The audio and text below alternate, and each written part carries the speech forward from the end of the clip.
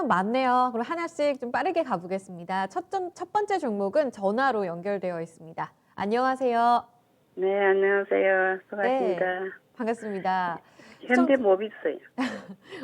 현대모비스 얼마에 사셨어요? 32만 원에 10%요.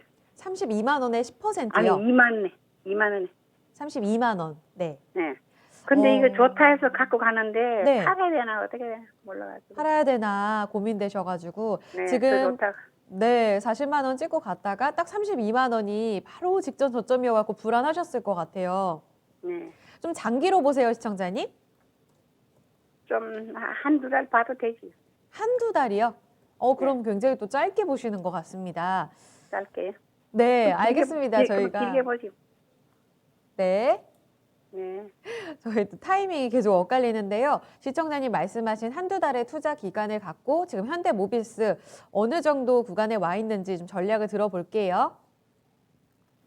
현대모비스입니다. 김정수 전문가님, 한 달, 두 달 내에 다시 한번 이 고점 40만 원대를 뚫어낼 수 있을 것인가 이것도 궁금하실 것 같고 워낙 자동차 쪽이 애플카 이야기 해주셨지만 시세의 반등이 연초에 굉장히 강했었잖아요.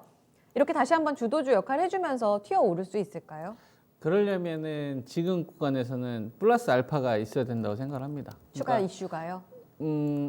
애플카 이슈로 올라갔는데 애플카 이슈는 자율주행 이슈인 거죠.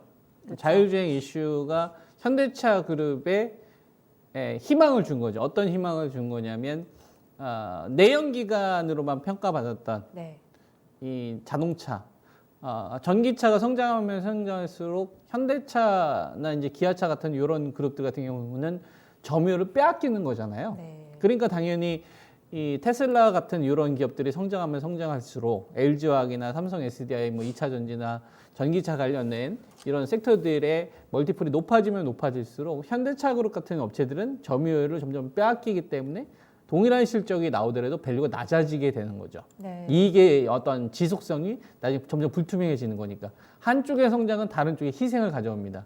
그걸로만 평가를 받다가 자율주행이 던져지면서 애플카라는 큰 이슈가 던져지면서 200조 넘게 현금을 가지고 있는 애플이 등장을 한다고 하니 현대자동차 그룹에서 야 그러면 여태까지는 점유율을 빼앗기는 식으로 해서 성장주를 보지 않았기 때문에 PBR 1배 이하에서 계속 거래가 되는 게 너무나 당연했고 신차를 판매를 한다고 하더라도 별로 관심을 갖지 않았다 이거죠.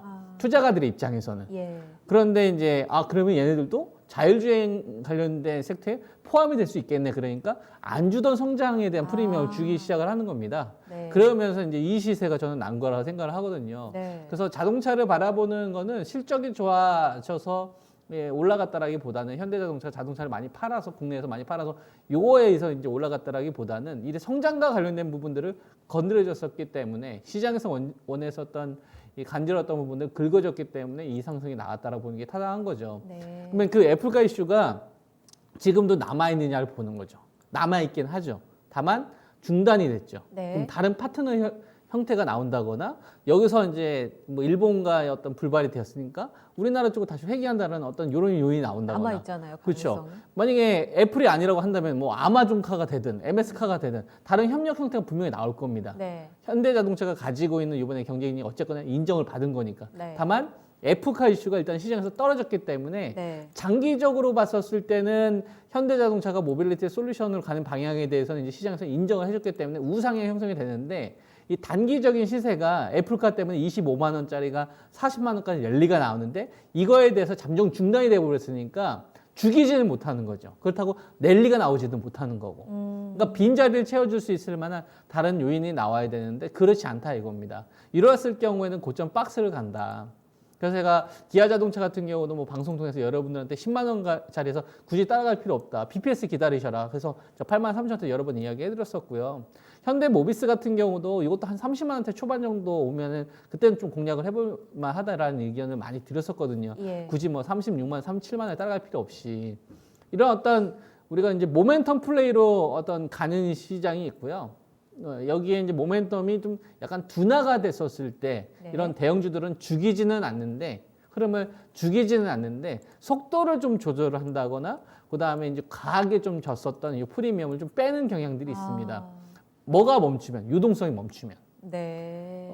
지금 코스피 시장이 우리가 이제 1월달 초중순만 하더라도요, 심하게 발생됐을 때는 거래소가 44조, 코스닥이 20조 넘게 해서 64조의 자금이 붙었었어요. 거래대금이. 정말 미친 자금이죠.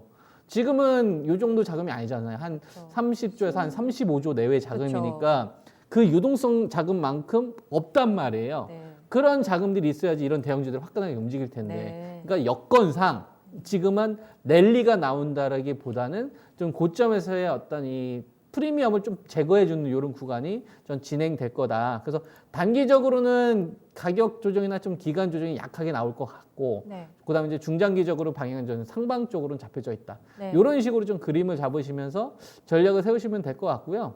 저는 이 30만 원대 초반 정도가 만약에 좀 현재 10% 비중을 가지고 있는데 추가 매수를 한다면 저 정도에서는 좀 추가 매수도 좀 가능하다. 이런 말씀 좀 드리고요. 당분간은 우리가 이제 30만 원대 초반과 그다음에 이제 그 위쪽에 이제 고점으로 작용했었던 한 35만 5천에서 한 37만 원 선 정도? 요 정도의 좀 가두리 전략을 세우시는 게 현명하지 않겠느냐. 이렇게 말씀 좀 드리겠습니다.